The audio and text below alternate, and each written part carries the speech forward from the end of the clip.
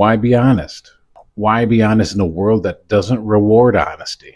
Why be honest in a world that sometimes punishes people for telling the truth? Why be honest when you can lose relationships, jobs, status, comfort? Sometimes people would rather protect an illusion than face reality.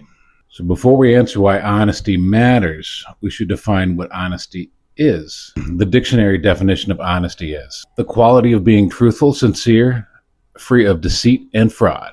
Now, while that sounds simple enough, honesty in practice can look quite different depending on the person, place, and time. To one person, honesty might mean telling everyone every detail of their life.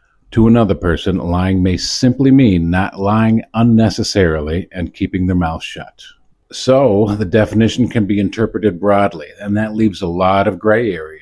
Even religion wrestles with this very thing.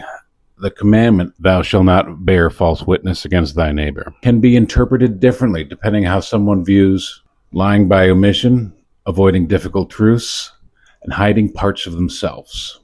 So while the landscape can be vague on exactly what lying is, finding that line and getting caught is never good. We've all seen this at some point in our lives. It's difficult to even witness sometimes. Some people can't even remember their own lies after enough time. While lies can certainly complicate the outer world, they can damage our inner worlds and our sense of self as well.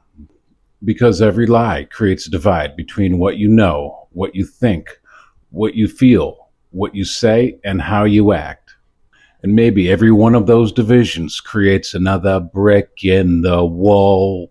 It would appear that every dishonesty binds us internally, whereas the truth flows freely and naturally. Maybe that's the reason why honesty matters more than we think.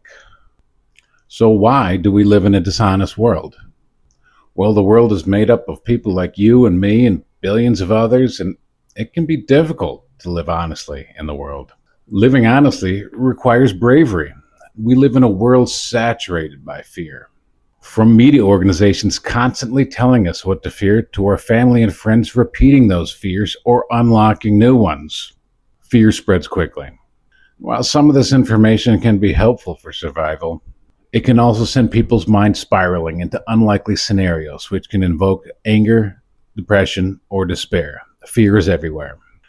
And in a world ruled by fear, being brave stands out, because being brave carries risk. It forces us to face the unknown and all its possibilities for the sake of alignment with the truth in this moment. It means dropping the illusion that we are in control here. If we believe in truth, not just situationally, but as a guiding principle, we give it our attention and we align ourselves with it. And that's not as easy as it sounds. For some people, that could be admitting the career choice isn't what they thought it was, or realizing a relationship may be on the rocks or over.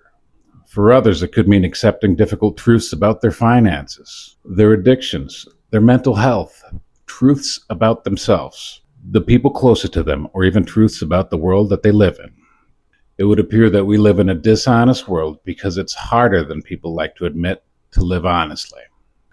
Then how do we live honestly in a dishonest world? A dishonest world is a dangerous place to live.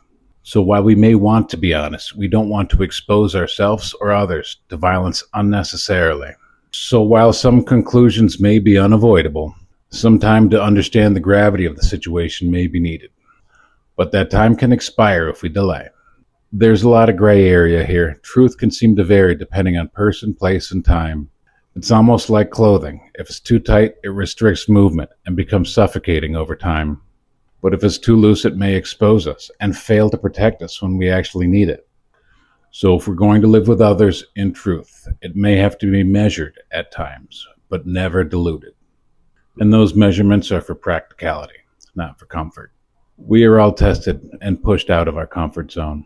And those tests shape our relationship with truth, and they shape who we are internally.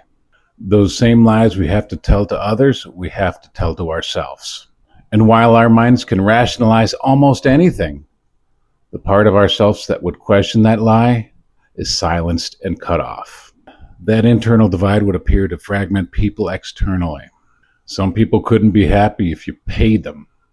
Whatever happiness is, it seems to imply some type of internal and external unity.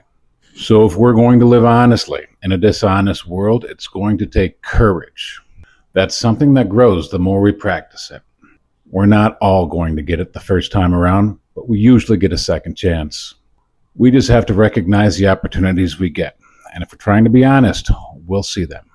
And if we get it right, it might not get easier, but we might find a part of ourselves that we thought we lost. That's it. Thanks for watching. If you want to support the channel, there's a link in the bio. See you next time.